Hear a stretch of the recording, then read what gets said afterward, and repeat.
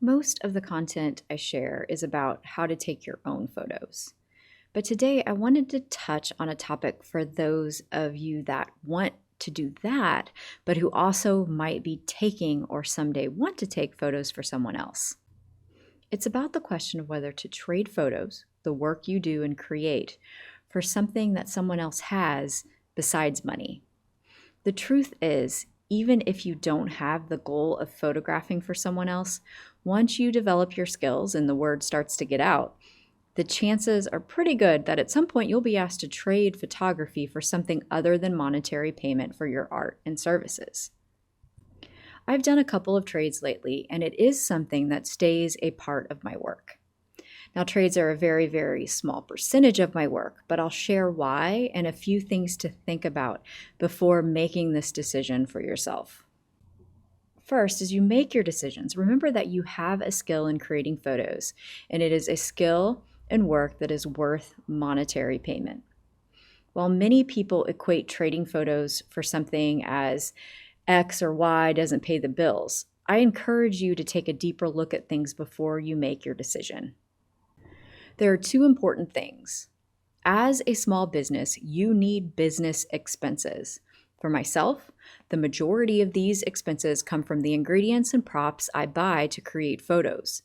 In most cases, it's a much smarter business decision for me to buy these things myself so that I can write them off versus being gifted them. And the second thing to remember is that this is your decision, no one else's. How you conduct your business is your business. I've come to my own decisions by listening to others discuss it, just like this video I'm providing for you. Then I evaluate what I agree with and what I don't to make a decision for myself moving forward. Usually the one question I always get is, should I do free or traded work when I'm starting out to build my portfolio? My answer to that is no, not if that is the only reason you are doing it. My view is that you should buy the things you need to create photos, develop your style, and get practice. Write those things off as a business expense, create your portfolio, and then market yourself for paid work. But having answered that, perhaps you need something you don't have to create the photos you want that will represent you. So let me share the one thing I ask myself in every situation when a photo trade is considered. It's something that applies when you are just starting out, as well as now for me with 12 years of doing this work.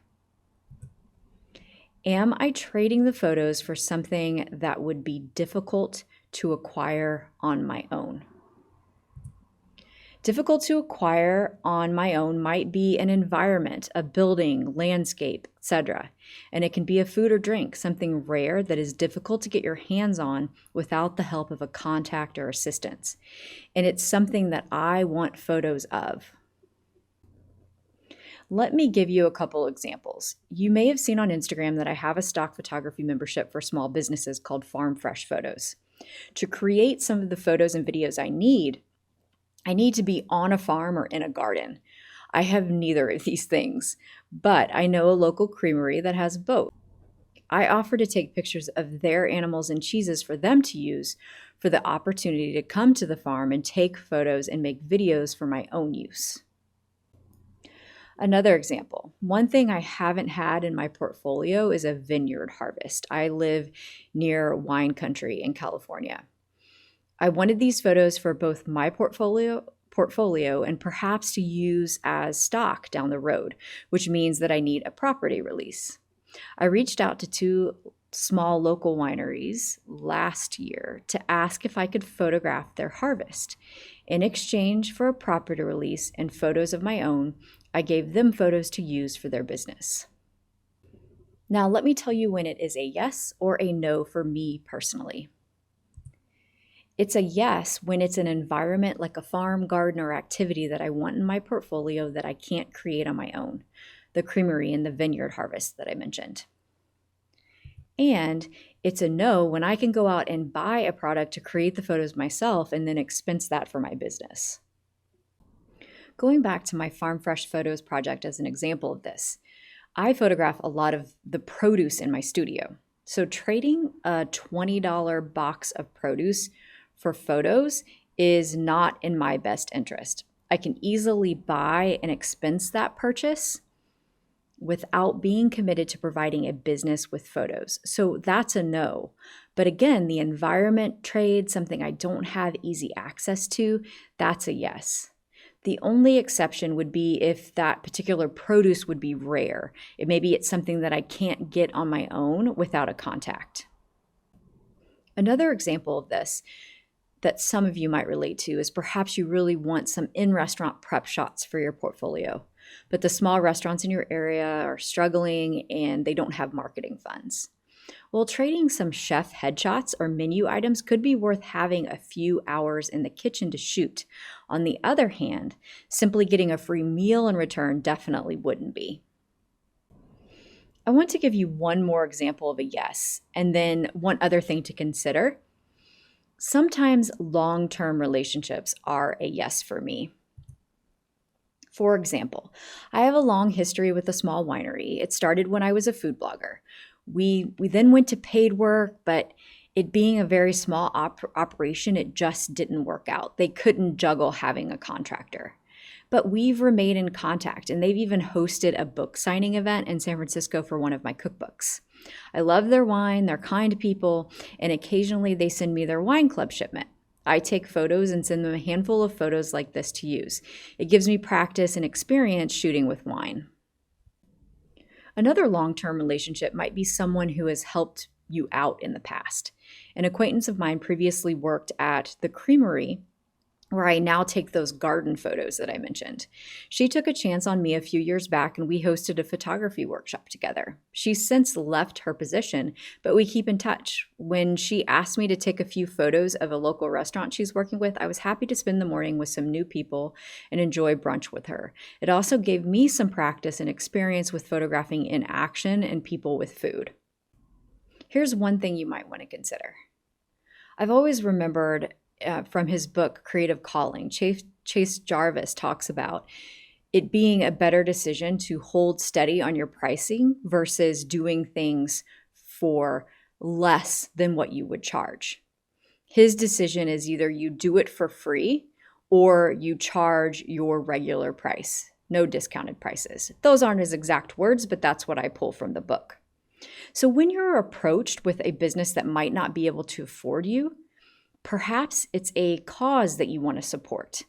It's possible to do it for free just for that particular reason. I mean, to summarize, it's much better to donate a shoot than to let someone talk you down to less than what you're worth. Now, don't let established businesses who do have marketing budgets, they just don't want to pay you money for your work, cloud your judgment on this. But instead of working for free to build your portfolio, consider seeking out causes that are important to you and donate a shoot. Let me tell you how I applied this. Last year, I started donating shoots to one to two food or drink startups per year. How do I choose? It's not official. For example, last year, I had a woman starting a salsa company reach out to me about my photography prices. She didn't ask for free photos or send along a story about her need for photos. After some research, when I realized she really was just starting out, I offered her some photos for free to build her website. The point is that you choose. You make the decision of what work and the working relationships that you take on. You don't have to justify this to anyone. Two final things that I want to mention when it does end up being a yes. Even if there are no dollars traded, create a contract just as you would for paid work, the type that's paid in dollars. Include the number of photos you're providing, the rights you are transferring, what you're receiving for the work, and any conditions you have. For example, my shoots for trades are on my terms. I make no promises. I create the shot list. For donated shoots, like I mentioned, they send me the product and I have them create a shared Pinterest board with photos that they like that match their style. If I'm making an official trade and I'm getting something in return, I want them to have usable photos. So I wanted to take into consideration their business and their vision, but it's not going to be an art-directed shoot where they have a lot of say in what and how I work or when I'm going to work. And just remember that especially if you're just starting out, trades are work. You do not have to receive monetary payment to have worked with a company.